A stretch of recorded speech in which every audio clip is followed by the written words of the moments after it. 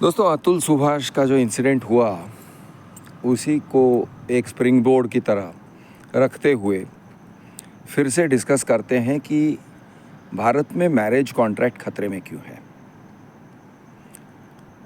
सीधा ही कह दूं, वो खतरे में इसलिए है क्योंकि मर्दों की डिग्निटी खतरे में है। और मर्दों की dignity it is eight the heart of the contract. अगर शादी में डिग्निटी नहीं है तो कुछ भी नहीं है। आप कहोगे क्रिश आज सेक्स की बात नहीं करोगे? हाँ, बिल्कुल करूँगा, क्योंकि सेक्स और डिग्निटी अलग नहीं है। Sex is also eight the heart of the contract.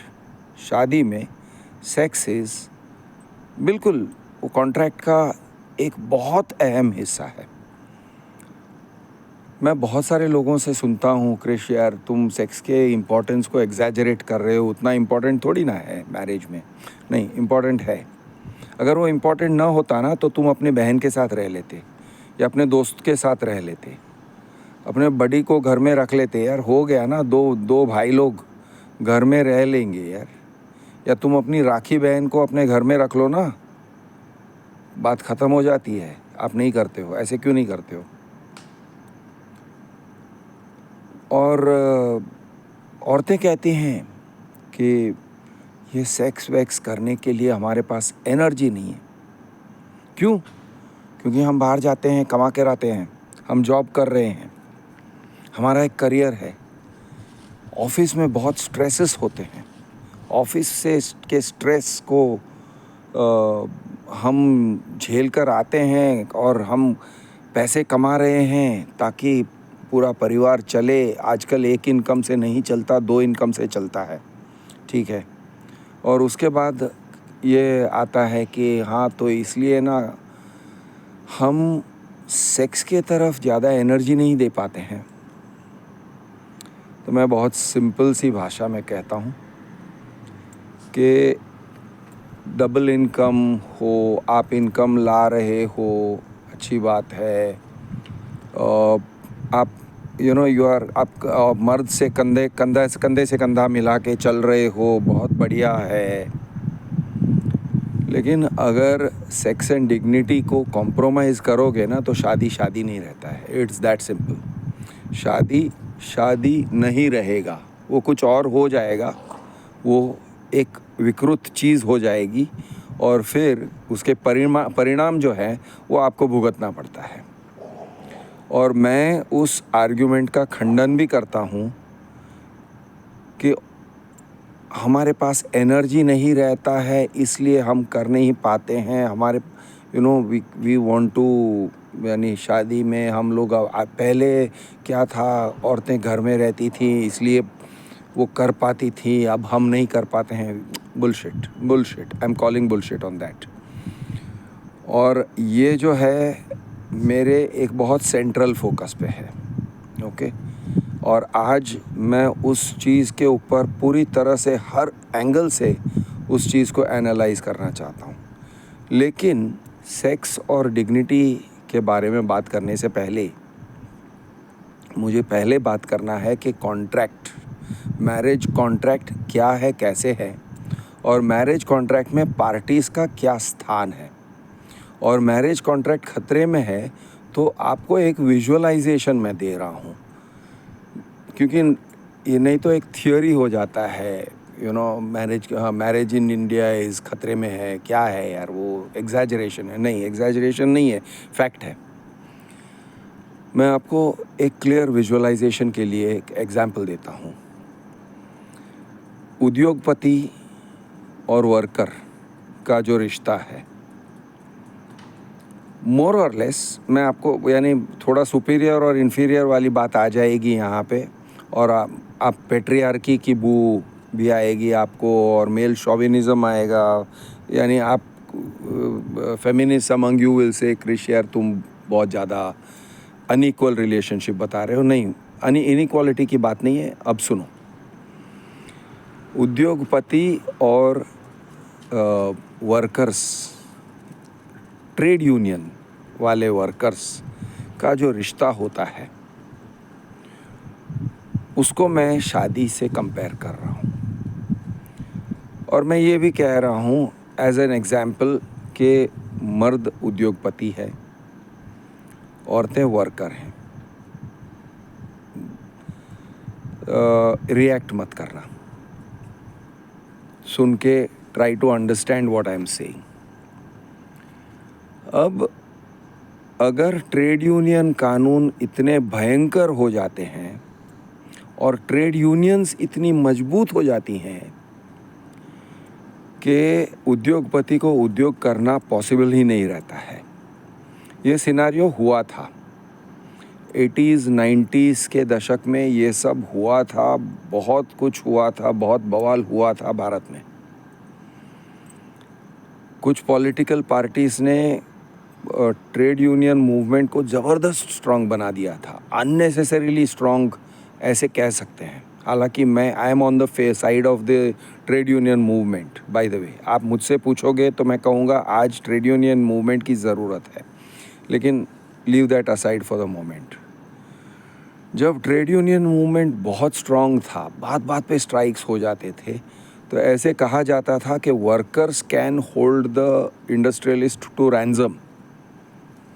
बात बात पे स्ट्राइक बंद करो, पूरे फैक्ट्री को बंद करो वगैरह। तो एक सिचुएशन ऐसा अराइज हुआ कि उद्योग को कंटिन्यू करना ही मुश्किल हो जाता था, पूरे के पूरे मिल्स बंद हो जाते थे और बहुत सारे मिल्स इस चक्कर में बंद हुए हैं।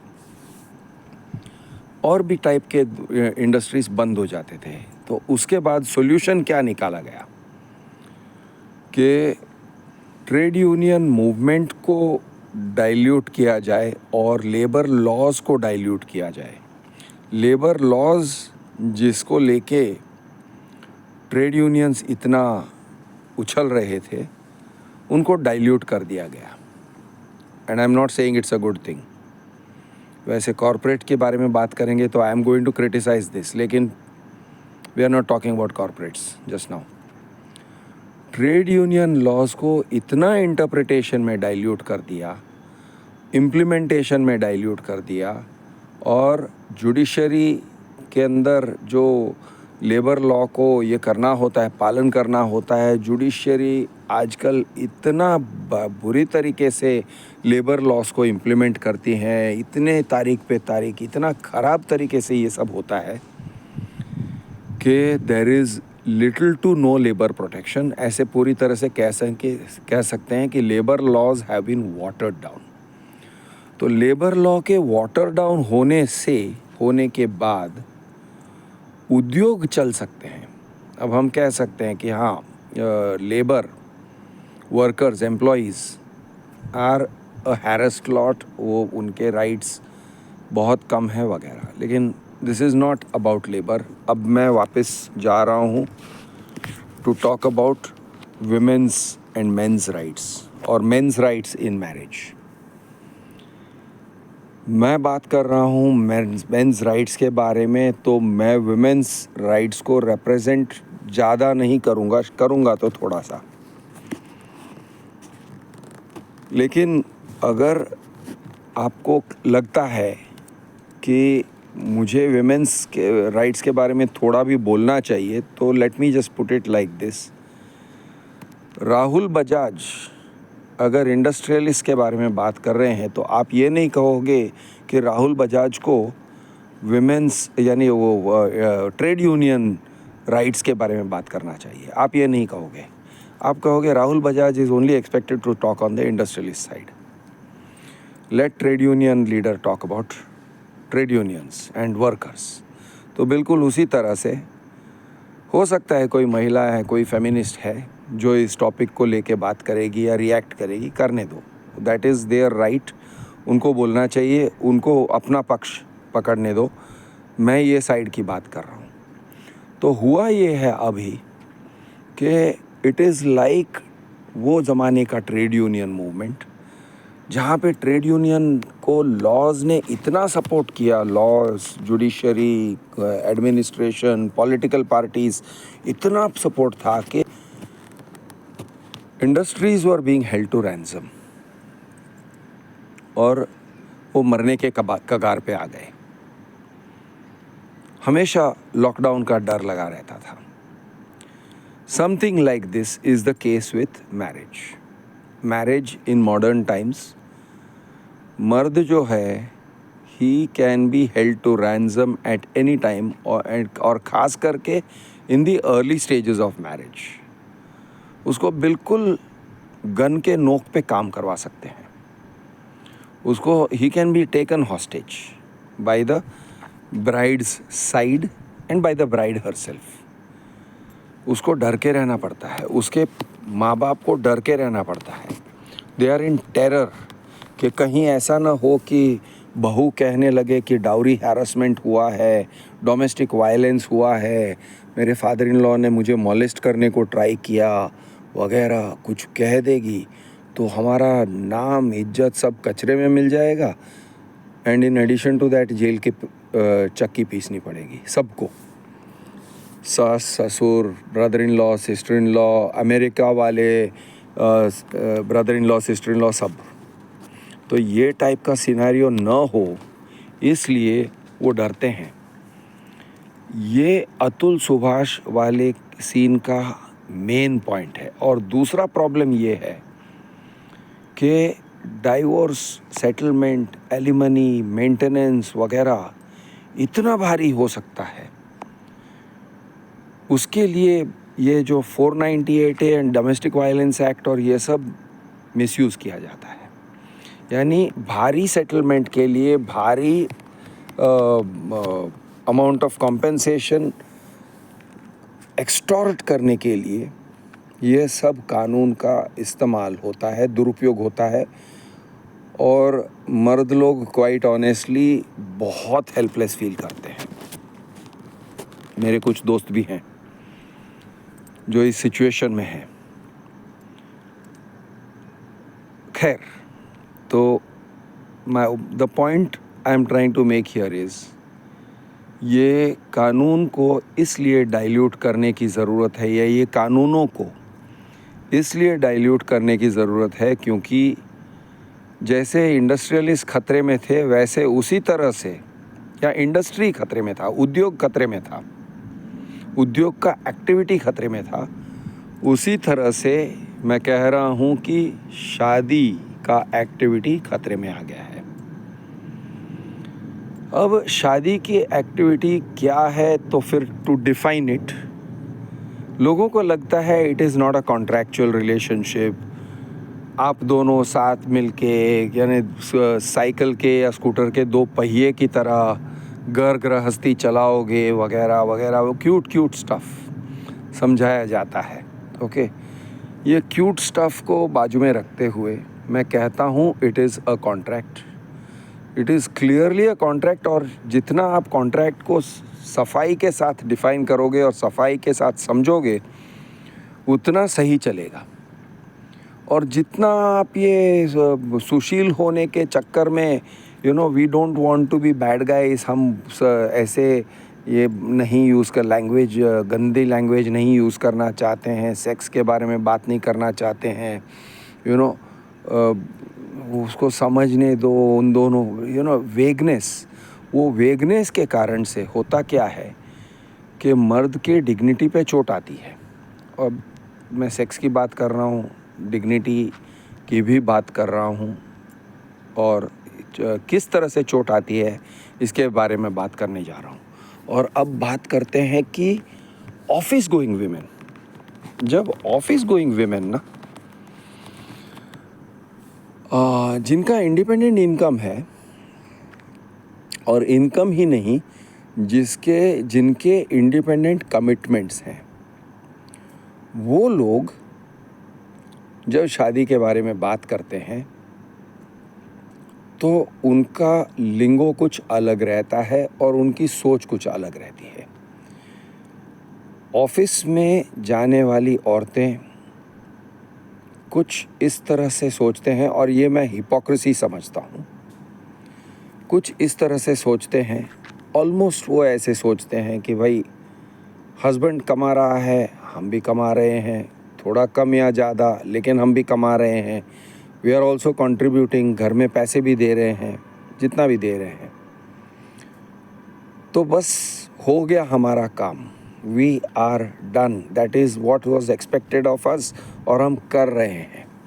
तो that is the economic part of the contract.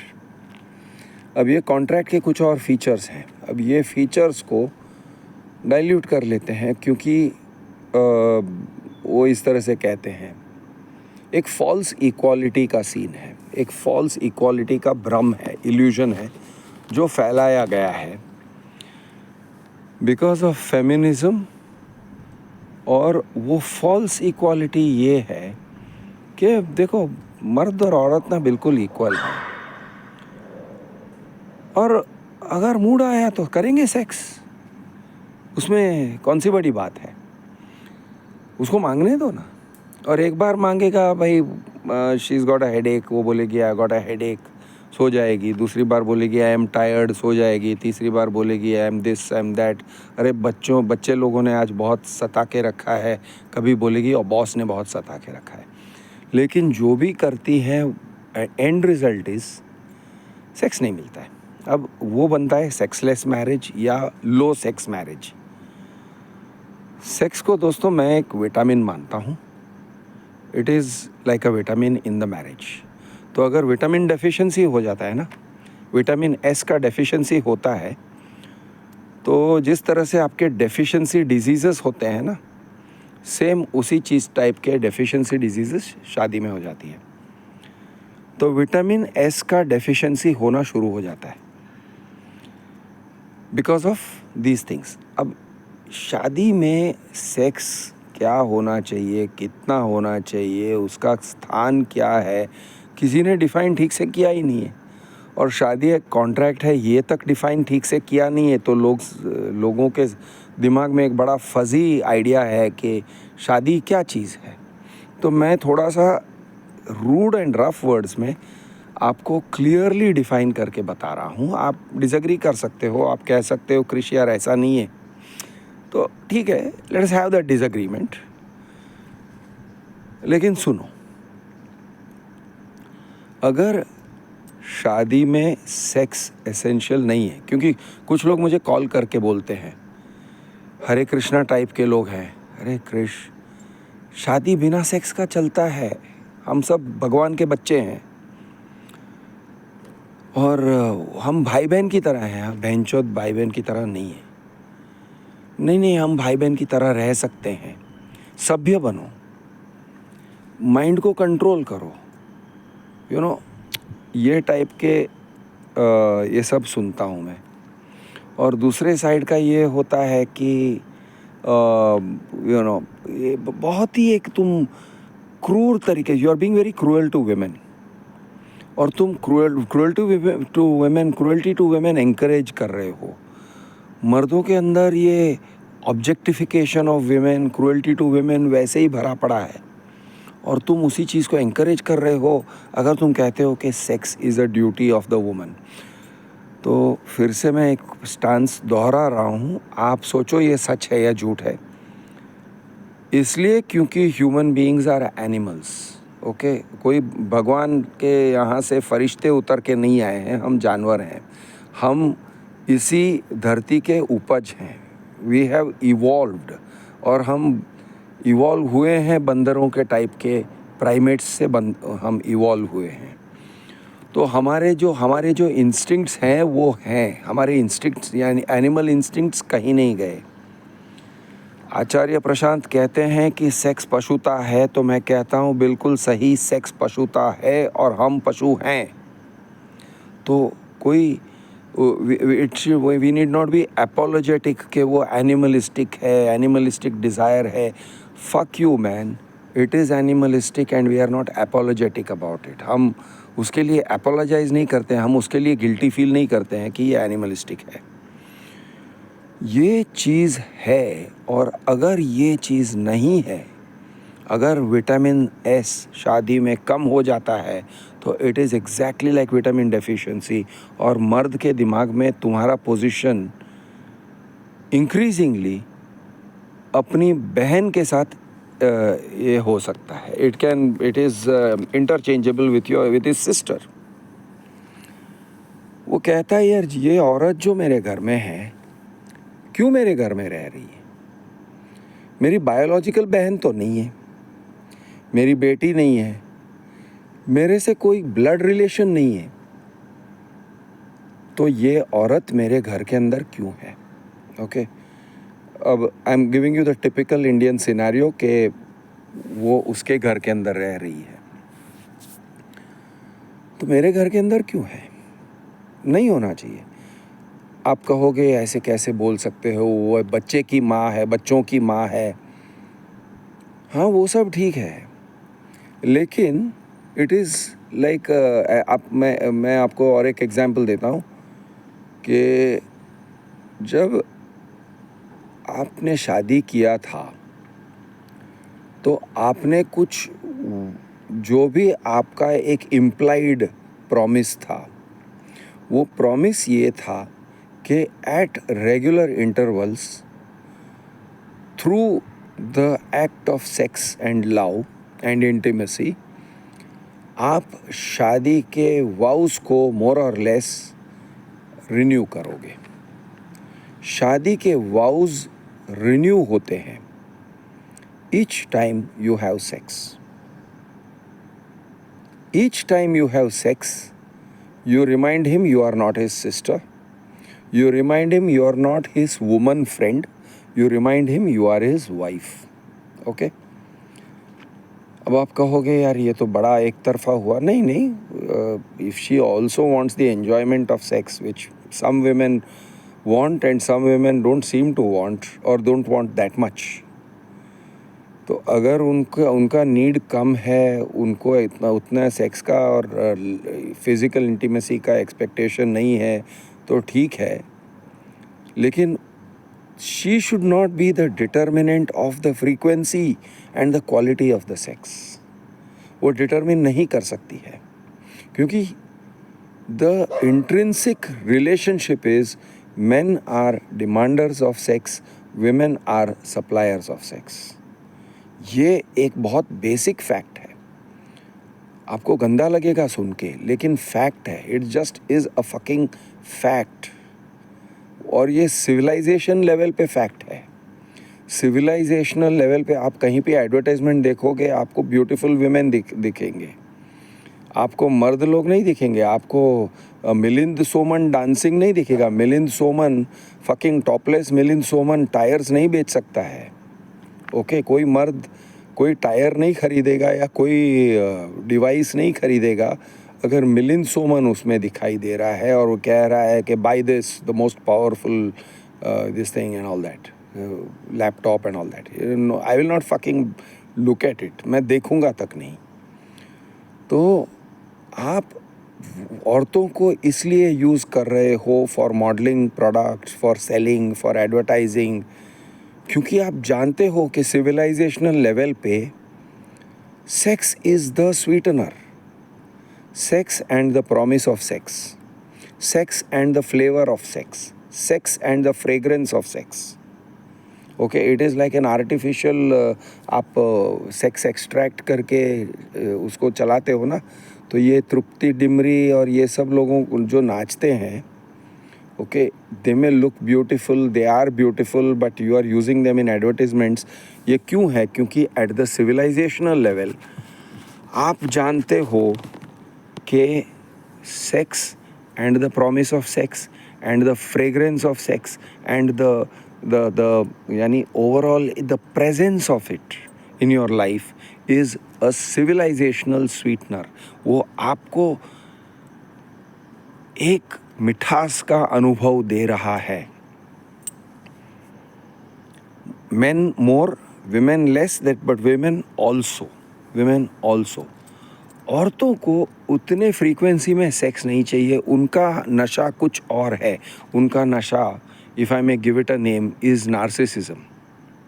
Narcissism उनका नशा है। नार्सिसिज्म मतलब मैं उसको एक अनहेल्दी लेवल ऑफ नार्सिसिज्म नहीं कह रहा हूँ, लेकिन नार्सिसिज्म का मतलब यह है, मैं सुंदर लगती हूँ ना, मैं कैसे दिखती हूँ, मैं ऐसे दिखती हूँ, मैं वैसे दिखती हूँ, देखो ये ड्रेस में अच्छी लगती हूँ या वो ड्रेस में अच्छी लगती हूँ, ये एंगल से अच्छी लगती हूँ या वो एंगल से अच्छी लगती हूँ, लिपस्टिक के साथ अच्छी लगती हूँ या नेल पॉलिश के साथ अच्छी लगती हूँ, आईब्रोज ट्रिम किया तो अच्छी लगती हूँ, वगैरह वगैरह।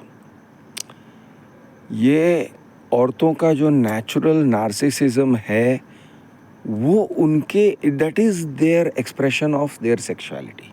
और ये it is just how it is.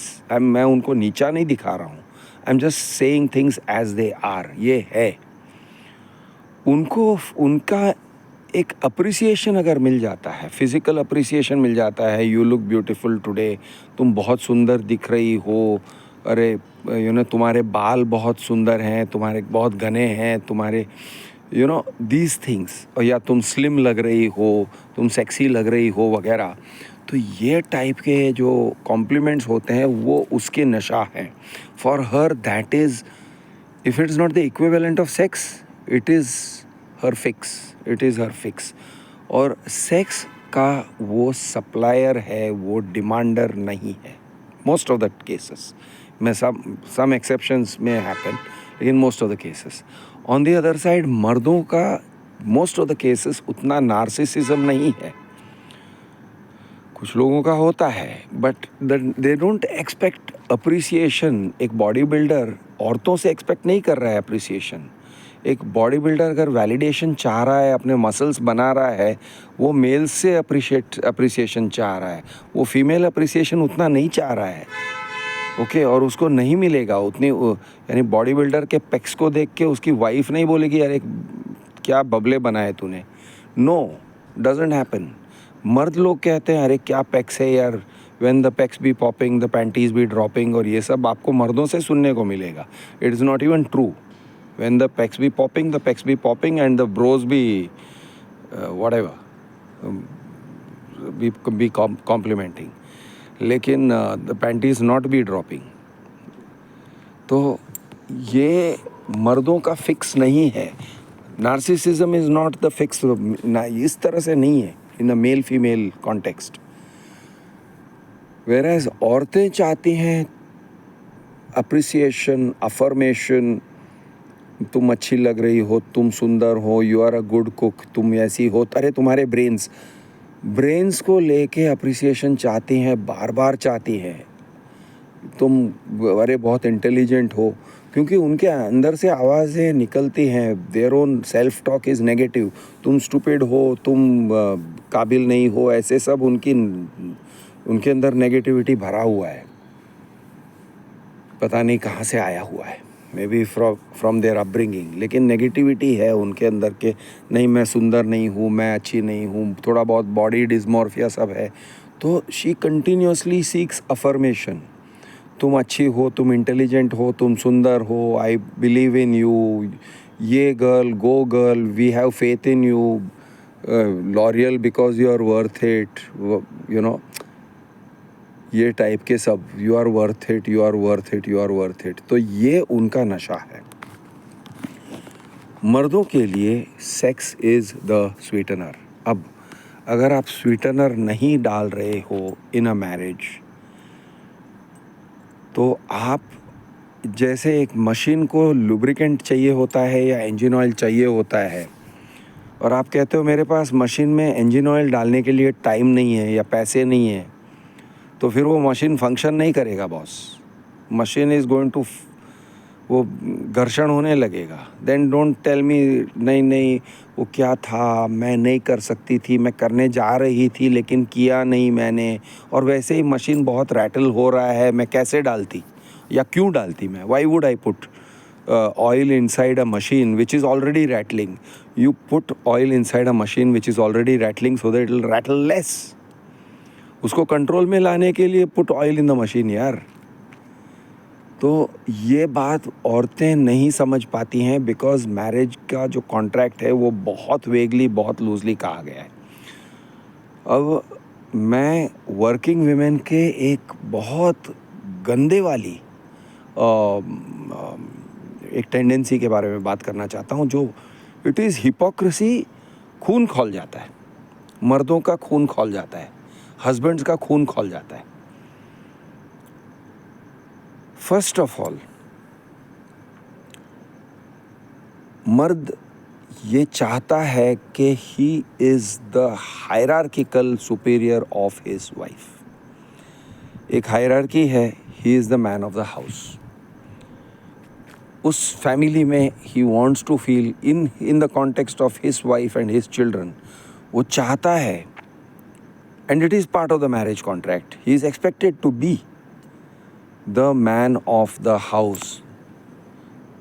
तो man of the house, he is expected to be the leader. ये बात बहुत क्लियरली नहीं कहा गया है. अगेन मैरिज कॉन्ट्रैक्ट में कोई डिफाइन नहीं करता है, तो होता क्या है? कन्फ्यूजन. औरतें कहती हैं वी वांट इक्वालिटी. औरतें कहती हैं we want a guy who is nice, who understands us, who has a sense of humour. वो सब ठीक है. औरतें ये नहीं कहती हैं we want a guy who is commanding, but they do want a guy who is commanding. They want it, they absolutely want it. और तुम अगर पुसी की तरह बिहेव करोगे, सिंप की तरह बिहेव करोगे, इक्वालिटी बराबर है अपनी जगह, लेकिन इक्वालिटी वो भी एक लिमिट में है भाई. You can like don't take it so seriously कि आप उसके भाई या उसके कलीग की तरह बिहेव करने लगते हो. कलीग भी कुछ ये कर सकता है, आप उसका भाई, बेसिकली उसका राखी भाई बन जाते हो, तो भाई उसका राखी भाई मत बनो ना. You cannot be her fucking rakhi brother. तो होता ये है कि जब औरतें ऑफिस में जाती हैं तो बॉसेस उन्हें कहते हैं कि ये करो वो करो, वहाँ पे यस सर आता है. Full respect, full respect. Boss unlimited amount of obedience expect करता है इन मैनी ऑफिसेस, और ये लोग ओबीडियंस देते हैं. बॉसेस ऑफन मेल्स ओबीडियंस चाहते हैं, कंप्लायंस चाहते हैं. 1 घंटा 2 घंटा लेट बैठ के काम करने को बोलेंगे तो भी करते हैं. कभी कभी उससे भी ज़्यादा. They will bring work home and they will still work their asses of, क्योंकि बॉस कह रहा है. तुम्हारे पास एनर्जी नहीं है तब कहाँ गया? कहाँ से तुम्हारा वो एक्सक्यूज़ कहाँ गया कि मेरे पास एनर्जी नहीं है, मेरे पास टाइम नहीं है? वो एक्सक्यूज़ कहाँ गया? अगर बॉस कहता है तो तुम करती हो. You are working your ass off. तुम स्ट्रेस लेती हो, लेकिन स्ट्रेस लेके भी काम करती हो. You are on your best behaviour. वहाँ पे आर्ग्यूमेंट, एटीट्यूड, ये सब नहीं आता है. एटीट्यूड बहुत कम सुनने को मिलता है. कभी कभी सुनने को मिल जाएगा, but that is an exception. लेकिन हस्बैंड के लिए attitude is kind of normal. उसको नॉर्मल ही सुनने को मिलेगा. Attitude at the least provocation. और ओबीडियंस एंड कंप्लायंस बहुत कम, एज एन एक्सेप्शन. कंप्लायंस मेरे, आई will do it at my pleasure, I will do it when I want, I will do it how I want, ये type से. मैं सिर्फ sex की बात नहीं कर रहा हूँ, मैं हर चीज़ की बात कर रहा हूँ कि एक टाइप से वो ये होता है, नहीं मैं अपनी स्वेच्छा से करूँगी. लेकिन बॉस कह रहा है तो नहीं मैं स्वेच्छा से नहीं, I will do it because I have to do it. तभी ड्यूटी आ जाता है. तो होता क्या है, ऑफिसेस ने they have displaced duty of a woman to the office. Office में ड्यूटी, ऑफिस में ओबीडियंस, ऑफिस में रिस्पेक्ट, ऑफिस में रिस्पेक्ट फॉर अथॉरिटी. बॉस को सर कहते हैं, हस्बैंड को तू कहते हैं. हस्बैंड, अरे तुझे क्या पता, तू कुछ जानता ही नहीं है, ऐसा है वैसा है, you are like this, you are like that. Freely criticise कर सकते हैं. यानी बेसिकली ये क्या होता है at the relationship level, I think मर्द लोगों ने भी ठीक से फिगर आउट नहीं किया है इस बात को. ये कहने को फिगर आउट नहीं किया है कि तू तेरे बॉस को अगर सर बोलती है ना, तो मुझे भी सर बोला कर. तू नहीं तो ना मैं एक काम करूँगा, मैं तुझे जानूँ, तुझे मैं जानूँ डार्लिंग, मेरी सोना, ये सब बोलूँगा. और मेरे 2-4 ऑफिस कलीग्स को भी मेरी डार्लिंग, मेरी माय डियर वगैरह वो टाइप से करता हूँ. फिर देख तुझे कैसे मज़ा आएगा. विमेन में से नो ऐसे नहीं है क्रिश, तुम यार बारबेरियन हो, केवमैन हो तुम, ये ये कौन सा आर्ग्यूमेंट है, ये कैसा आर्ग्यूमेंट है, तुम समझते नहीं हो. नो, मैं समझता हूँ. ओके, ये प्रॉब्लम है। मर्दों ने शायद डिफाइन नहीं किया होगा इस प्रॉब्लम को, क्योंकि कॉरपोरेटाइजेशन से हम लोग इतने कंफ्यूज हो गए हैं। हम जिस इकोनॉमी में रह रहे हैं, हम जिस इंटेलेक्चुअल एनवायरनमेंट में रह रहे हैं, हम प्रोपागेंडा से, हमारे करंट डे माइथोलॉजी से इतने कंफ्यूज हो गए हैं कि हमको समझ में नहीं आता है कि व्हाट इज़ गोइंग रॉन्ग। तो सुनिए, अगर वाइफ बॉस से कह सकती है कि बॉस सर ऐसे सर वैसे, वहाँ पे आर्ग्यू नहीं करती हैं, तो फिर घर में क्यों आर्ग्यू कर रही है? हस्बैंड को एटीट्यूड क्यों दिखा रही है? घर में क्यों आर्ग्यू कर रही है? Basically there is a hierarchy in office ना। अपने सीनियर कलीग से भी बहुत ज़्यादा आर्ग्यू नहीं करते हो ना, वातावरण को ख़राब नहीं करते हो ना। सीनियर कलीग्स के साथ या किसी कलीग के साथ आप ये एटमॉस्फेयर ख़राब नहीं करते हो ना, ऑफिस में संभाल के रहते हो। तो घर में क्यों एटमॉस्फेयर ख़राब कर रहे हो? क्यों झगड़ा कर रहे हो? क्यों सास ससुर से झगड़ा कर रहे हो? मत करो ना। ऑफिस में तो नहीं करते। ऑफिस में तुम्हारे अच्छे रिव्यूज़ आते हैं, और वो इसलिए क्योंकि तुम वहाँ पे अपना एटीट्यूड नहीं लेके जाते हो। एटीट्यूड घर में छोड़ के आते हो। ऑफिस में जाते हो, एटीट्यूड घर में छोड़ के जाते हो, फिर घर आते हो, एटीट्यूड को पिकअप कर लेते हो। और बॉस अगर कहता है कि ये काम करो, वो काम करो, मीठा मीठा यस सर करके काम कर लेते हैं। 1 घंटा 2 घंटा एक्स्ट्रा काम कर लेते हैं। हस्बैंड अगर लव मेकिंग के मूड में है, नहीं मेरे पास मूड नहीं है, तो I am being very blunt about this यार, मूड को गांड में डाल and do it like a fucking duty. तुम्हारे बॉस ने काम दिया है, समझ के करो। Do it like a duty. अब ये बहुत रूड लगेगा, बहुत गंदा लगेगा, एंड आई एम श्योर मर्दों को भी ऑफेंड करेगा, औरतों को तो डेफिनेटली ऑफेंड करेगा, समाज के ठेकेदारों को ऑफेंड करेगा, मॉडर्न समाज, नॉट अपने एंशियंट खाप पंचायत टाइप समाज। वो एंशियंट ट्रेडिशनलिस्ट वो शायद अप्लॉज करेंगे कि ये सही कहा, लेकिन हमारे कंटेम्प्रेरी लोगों के मन में इतना ये इक्वालिटी वाला जो भूत है वो बैठ गया है। तो क्लियर करना चाहता हूँ भाई, इक्वालिटी की एक सीमा है। आप ऑफिस में जाते हो, इक्वालिटी है या नहीं है? Let me ask this. आप कलीग्स के साथ इक्वल हो या नहीं हो, पहले ये बताओ। या वहाँ पे गुलामी कर रहे हो, आप वहाँ पे भी इक्वल ही हो ना। यानी आपका बॉस का एक दर्जा है, लेकिन वहाँ पे आप इक्वल हो, गिवन दैट उसका एक दर्जा है, लेकिन आप ऑपरेशनली मानते हो कि उसकी एक अथॉरिटी है। वहाँ पे आप इक्वालिटी वाला आर्ग्यूमेंट नहीं यूज़ करोगे। हस्बैंड के साथ इक्वालिटी वाला आर्ग्यूमेंट क्यों यूज़ कर रहे हो? Why are you saying no here we are equal, तुम मुझे ऐसे नहीं कह सकते हो वगैरह। तो देयर इज़ अ डिस्टॉर्शन। एक अगेन सिविलाइजेशनल लेवल पे हमारा एक बहुत बड़ा फकअप हुआ है कि मैरिज कॉन्ट्रैक्ट को ठीक से डिफ़ाइन नहीं किया है और इक्वालिटी को डिफ़ाइन नहीं किया है। तो अगेन मैं कह रहा हूँ, इक्वालिटी मतलब उद्योगपति और वर्कर का जो इक्वालिटी है, या गुड एम्प्लॉय का इक्वालिटी है। चलो उद्योगपति और उसके सीईओ का इक्वालिटी है, chairman of the company and is CEO. Chairman of the company is still superior ना। वो सीईओ को सवाल जवाब करता है, उसका लेफ्ट राइट लेता है ना। वो रिलेशनशिप होता है हस्बैंड एंड वाइफ में।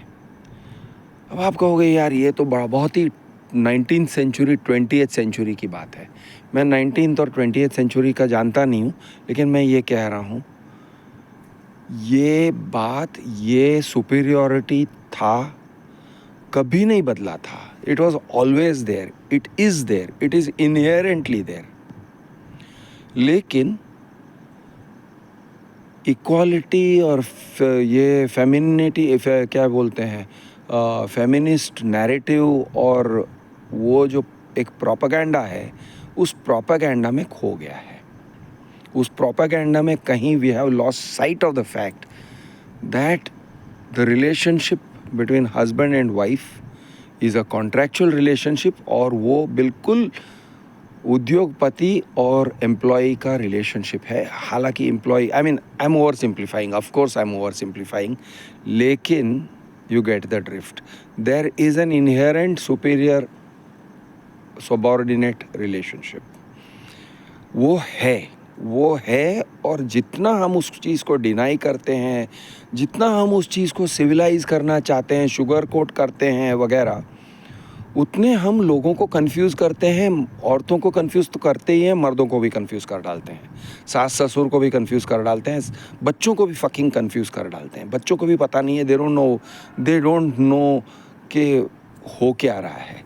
They know it instinctively, they know कि शादी क्या होता है। पापा पापा होते हैं, मम्मी मम्मी होती है। पापा का एक इंस्टिंक्ट, एक इनहेरेंट सुपीरियॉरिटी है, ये बात उनको पता है इंस्टिंक्टिवली, बिकॉज ह्यूमन एनिमल्स है ना, उनके अंदर से उनका मैमल ब्रेन, उनका प्राइमेट ब्रेन चीख चीख के कहता है कि नहीं, मैं, my dad is superior, he is the head of the house, he is the head of the family. हम लोगों के बीच में of course if there is a father in law and a mother in law and all that, तो again उसमें भी confusion अगर खड़ा किया है कि mother in law is making the father in law feel like a slave, तो then even more confusion. लेकिन फिर भी बच्चे लोग क्लियर हैं कि नहीं, no, daddy is the like he is the superior. वो जानते हैं कि एक सुपीरियोरिटी का ग्रेडियंट है, हल्का हल्का सा सुपीरियोरिटी होगा, लाइटली क्या कहते हैं, it may not be a brute superiority but it is a superiority. तो वो चीज़ जो है, जितना हम लोग उसको शुगर कोट कर रहे हैं और फादर के अथॉरिटी को, यानी हस्बैंड की अथॉरिटी को डाइल्यूट कर रहे हैं और वाइफ की अथॉरिटी को एक गलत तरीके से एलिवेट कर रहे हैं, जितना हम कर रहे हैं उतना हम कंफ्यूज कर रहे हैं लोगों को, बच्चों को, फैमिली को, एवरीबडी इज कंफ्यूज्ड। एक डिसोनेंस क्रिएट करते हो। डिसोनेंस समझते हो? आड़ा सुर, गाने में सुरों का एक डिसिप्लिन होता है ना, उसके अंदर एक आड़ा सुर आता है तो गाने का किरकिरा होता है, गाने में, म्यूज़िक में किरकिरा होता है ना, उस तरह से आप किरकिरा क्रिएट कर रहे हो, किरकिरी क्रिएट कर रहे हो, you are causing a problem. लोग प्रोसेस नहीं कर पाते हैं और फिर झगड़े होते हैं। तो first of all, authority of man, dignity of man, he is the fucking boss, he is the boss, he is more of a boss than your boss in the office. ये बात मैं बार बार क्लैरिफाई करना चाहता हूँ। और औरत अगर कहती है I am contributing to the household, very good, thank you, तुम कंट्रीब्यूट कर रही हो, very good, thank you. If she is contributing more, suppose what if she is contributing more to the household, मान के चलते हैं कि husband का 1 लाख का सैलरी है और वाइफ का 2 लाख का सैलरी है, चलो, तो it still does not change anything. माना कि एक डिस्टॉर्शन आ जाता है economically, because she is got more clout, लेकिन फिर भी in the scope of the marriage contract के अंदर फिर भी यही बात आती है कि there is a superiority and he is the boss, और ही इज़ हर बॉस। तो ये डिसोनेंस जब हम क्रिएट कर रहे हैं कि वो ऑफिस जाके बॉसेस को बॉस बोलती हैं, वहाँ पे वो she is on her best behaviour, और फिर घर आके ये पैसिव एग्रेशन या फुल ऑन एक्चुअल एग्रेशन और एटीट्यूड और मैं थक गई हूँ एंड ऑल दैट दिखाती हैं, तो इट कॉजेस कन्फ्यूजन। देयर में be a very affectionate relationship, husband अपनी वाइफ की पैर दबा देता है वगैरह, affectionate relationship is good, is fine, लेकिन ये टाइप के जेस्चर्स से कन्फ्यूजन नहीं होना चाहिए कि what is the basic nature of the relationship, और रिलेशनशिप में कन्फ्यूजन मत क्रिएट करो, बी क्लियर। और एक चीज़, ये दोबारा मैं सेक्स को लेके बात करना चाहता हूँ। वाइफ्स का एक हमेशा से एक टेंडेंसी रहा है, see it is like this, कोई भी ट्रांजैक्शन में because you are on opposite sides of the table, जिस चीज़ की वैल्यू है, जो करेंसी है, वो कम देना चाहते हो। मैं और एक आपको एक एग्जांपल दे रहा हूँ of the husband and wife relationship. अब मैं कहूँगा fruit vendor and fruit buyer. आप एप्पल्स खरीदने को जाते हो फ्रूट सेलर से। फ्रूट सेलर के पास एप्पल्स है, he is not the same as you.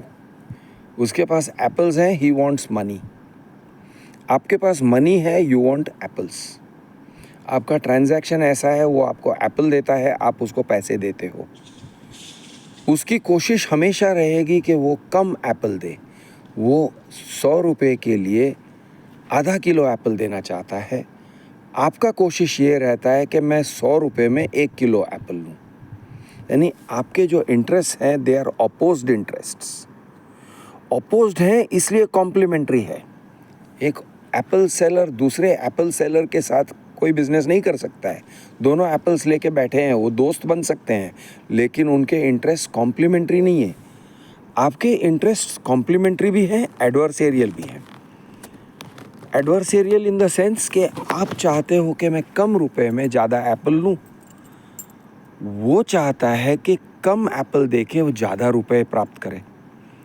In the same way husband and wife चाहती है कि जितना, I am oversimplifying this a little bit, लेकिन हियर मी आउट। वाइफ चाहती है कि मैं जितना कम करके, जितना कम सेक्स, कम इंटीमेसी, कम little of less of everything जो मुझसे एक्सपेक्ट किया जाता है, less of obedience, less of duty, less of everything जिसको मैं सप्लाई करती हूँ, कम करके मैं ज़्यादा लूँ। मुझे I should get more of everything that I get from my husband. ये वाइफ का साइड ऑफ द ट्रांजैक्शन है, which is normal and natural. Husband का साइड ऑफ द ट्रांजैक्शन ये होना चाहिए कि I should get everything, I should get more of the things that you supply to me, and मैं उस चीज़ के लिए कम दूंगा। ये मर्दों का साइड होता है, ठीक है। खींचातानी होती है और ट्रांजैक्शन एक जगह पे आके सेटल होता है, उसको कहते हैं ट्रांजैक्शन। वो एक जगह पे आके सेटल होता है, it comes to a certain equilibrium. आज हुआ क्या है कि शादी के रिलेशनशिप में लोग कंफ्यूज्ड हैं। सेक्स को ऑलमोस्ट एक ऑप्शनल बना के रख दिया है। इट इज़ लाइक, हाँ ठीक है, होता है तो होता है, नहीं होता है तो चला लेंगे, नहीं होता है तो चला लेंगे। कैसे चला लेंगे? नहीं वो चला लेते हैं यार, वो कहने की बात नहीं रहती है। मर्द जाएगा, हिलाएगा, ख़त्म, दैट्स इट। ये वो एक्सपेक्टेशन को छोड़ देगा, और उसका ही नहीं, फिर डिग्निटी का भी एक्सपेक्टेशन को छोड़ देगा। वो उसकी बात सुनेगी, उसका भी एक्सपेक्टेशन को छोड़ देगा। हर चीज़ की एक्सपेक्टेशन को छोड़ देता है, वो छोड़ देता है। हाँ, वो जी रही है, वो खुश है, वो मेरे घर में है, वो मेरी पत्नी है, ठीक है। She is living in your house like a sister. हाँ, ऐसा ही समझो तुम। क्रिश यार, तुम बहुत क्रूड हो।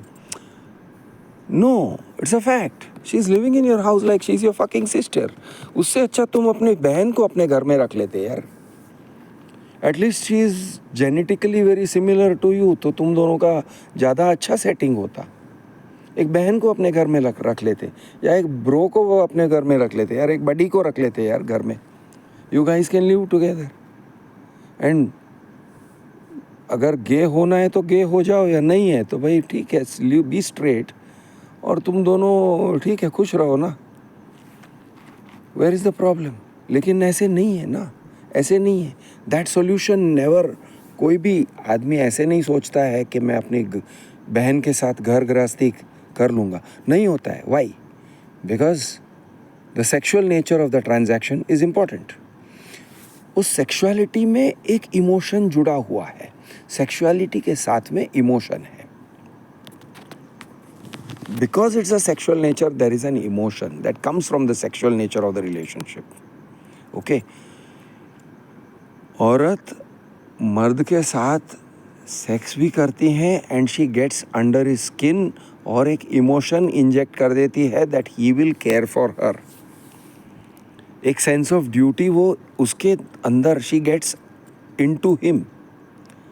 एक सेंस ऑफ ड्यूटी रहता है कि he has to care for her, he has to care for her welfare. उसके लिए वो इंस्टिंक्टिव बन जाता है. और अगर वो कम केयर करेगा, अगर वो इनफ केयर नहीं करेगा, तो she can give him guilt, she can give him grief. और वो मांगने वाली चीज़ होती है. बहुत आसानी से मांग सकते हो, बिल्कुल खुल के मांग सकते हो कि तुम आजकल में मेरा ख्याल नहीं रखते हो वगैरह वगैरह. You can do that. It is not seen as क्या है ये औरत यार कितनी गंदी है, ऐसे नहीं है ना. तुम मेरा ख्याल नहीं रखते हो. She can ask for attention, she can get the attention. मैं कैसी लग रही हूँ, ये साड़ी में कैसे लग रही हूँ, अरे बहुत टाइम हुआ तुमने मुझे नई साड़ी नहीं दिलाई, मुझे नया ड्रेस नहीं दिलाया, you didn't take me out, तुम मेरे साथ टाइम स्पेंड नहीं करते हो. ये सब कहने के लिए यानी it is very easy, it is very, समाज में बहुत एक्सेप्टेबल है. Husband side of the story very difficult, very difficult. वो ये खुल के इस तरह से होता नहीं है कि I want this kind of sex. मैं चाहता हूँ कि तुम मेरी लुल्ली चूसो या इस तरह से चूसो और इस तरह से हिलाओ और इस तरह से करो और ये करो वगैरह. वो कह नहीं पाता है. भाई उस करेंसी को डिप्रेस करके रखा गया है. उस चीज़ को के बारे में बात नहीं होना चाहिए, उस तरह का माहौल बना के रखा है. अगर तुम कहोगे तो तुम्हारा डिग्निटी का किरकिरा हो जाएगा, तुम उसका मुंह बिगड़ेगा. ओके, सो होता क्या है कि there is no dignity, there is no sex, there is no love. क्योंकि आप वो शब्द को तो जानते ही हो ना, lover. He was her lover, she was his lover. अब उस शब्द में सेक्स तो लिखा हुआ है ना, इट्स इंट्रिंसिक. लवर कहते ही आपको पता चल जाएगा. Can a sister be your lover? या she can be your lover, but in the sister way. But she is not your lover. आप लवर नहीं कहोगे ना. तो the meaning of lover is there is a physicality to it. उस चीज़ से आप भाग नहीं सकते हो. It is human nature. अब ये चीज़ सप्रेस किया गया है एट अ सिविलाइजेशनल लेवल. मर्द के साइड ऑफ द इक्वेशन को, मर्द के साइड ऑफ द कॉन्ट्रैक्ट को सप्रेस किया गया है. There is a kind of, इसको मैं कॉन्स्पिरेसी ऑफ साइलेंस ही कहूँगा. एक टाइप का कॉन्स्पिरेसी ऑफ साइलेंस है. बड़ा अजीब के तरीके का कॉन्स्पिरेसी ऑफ साइलेंस है कि मर्द लोग जोक्स मारते रहते हैं. They will talk about all kind of jokes. ये टाइप के जोक्स बहुत बनते हैं कि अरे how many times in the week, नहीं वो क्या है, इसको कभी हेडेक होता है, कभी कुछ ये टाइप के. It is become a topic of jokes. और हंस के मामले को उड़ा देते हैं. But it is not a topic of jokes bro, it is serious.